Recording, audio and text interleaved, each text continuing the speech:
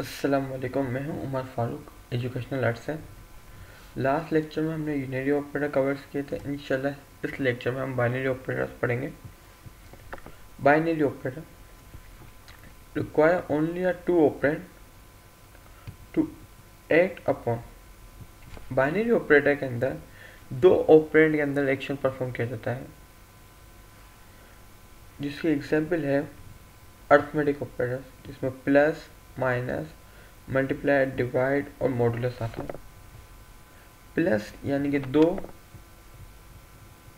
Values में सम करना, 4 + 5, ये बाइनरी में आएंगे क्योंकि पहली वैल्यू 4 और दूसरी 5।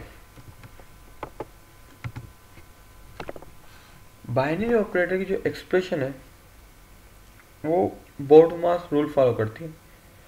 बोर्डमास rule bracket, of order, divide, multiply, addition and subtraction, ये एक एक्सप्रेशन है जो बोर्डमास रूल में हुई है, जिसमें हमने पढ़ा था सबसे पहले ब्रैकेट होगा।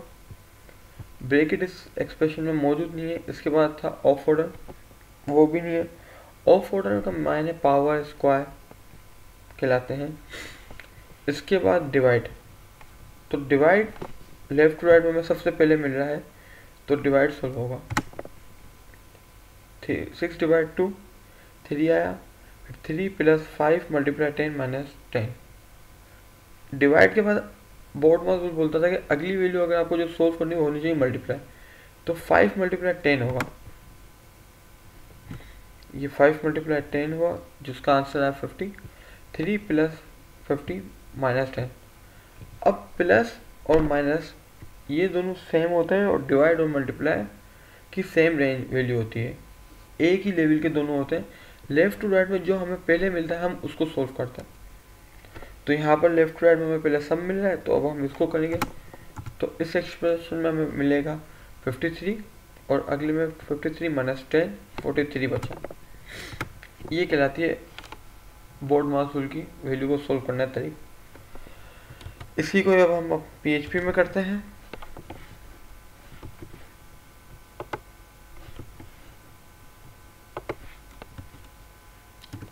नेम आउट करता हूँ और आज हम लेक्चर 4 इस्तेमाल करते हैं सबनेम के अंदर, जिसके अंदर मैं ये एक्सप्रेशन एज इट इज लिखता हूँ।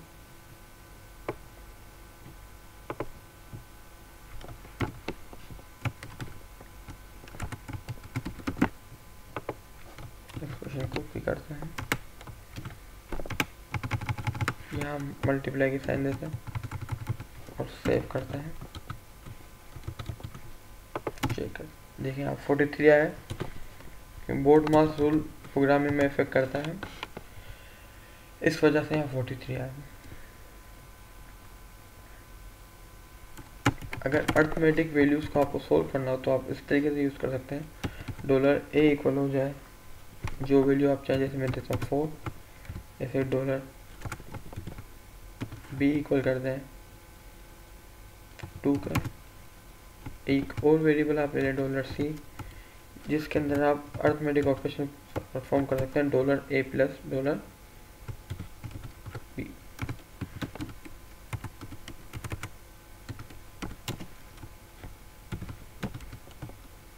इसको चेक कर सकते हैं आप।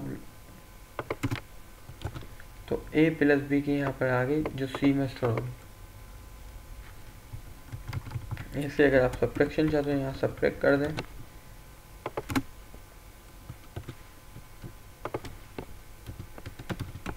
एक ऑपरेटर्स में यूज होता है मॉडुलस, जो कि रिमाइंडर कहलाता है। तो आपको थोड़ा सा वो समझा देता हूँ वो क्या होता है।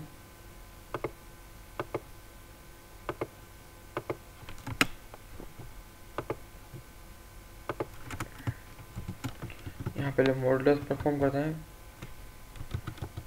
जो कि 0 होना चाहिए। जी हाँ, ये 0 है।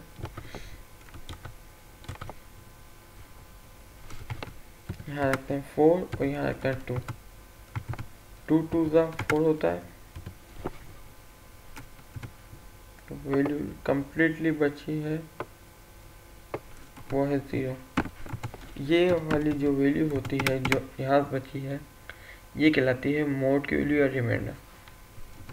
अगर यहाँ 3 होता तो यहाँ 2 होता, यहाँ 1 आता, और 2 1 2 होता और रिमाइंडर बचता 1। आप चेक कर सकते हैं।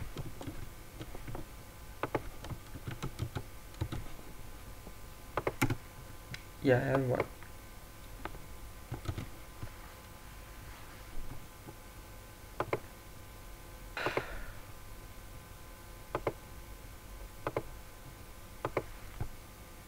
इसके बाद आता है arithmetic assignment operator. Arithmetic assignment operator को शॉर्टकट मेथड भी कहते हैं, क्योंकि इसके अंदर हम दो में से एक वेरिएबल के अंदर वैल्यू सम करते हैं और उसी की वैल्यू को उसमें स्टोर करते हैं। इस तरीके की जो एक्सप्रेशन बनाते हैं,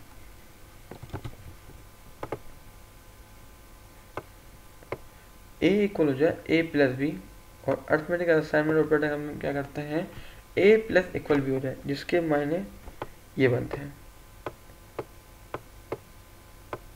a मल्टीप्लाई इक्वल b के मायने बनेंगे a इक्वल हो जाए a multiply b।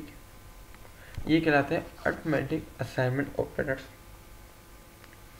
Arithmetic assignment operator और अरिथमेटिक ऑपरेटर के अंदर एक छोटा सा डिफरेंस ये है कि अरिथमेटिक ऑपरेटर के अंदर थर्ड वेरिएबल तो यूज़ कर सकते हैं, जैसे इस एक्सप्रेशन में हमने यूज़ किया है, बट असाइनमेंट ऑपरेटर के अंदर हम थर्ड वेरिएबल यूज़ नहीं कर सकते। या तो हमें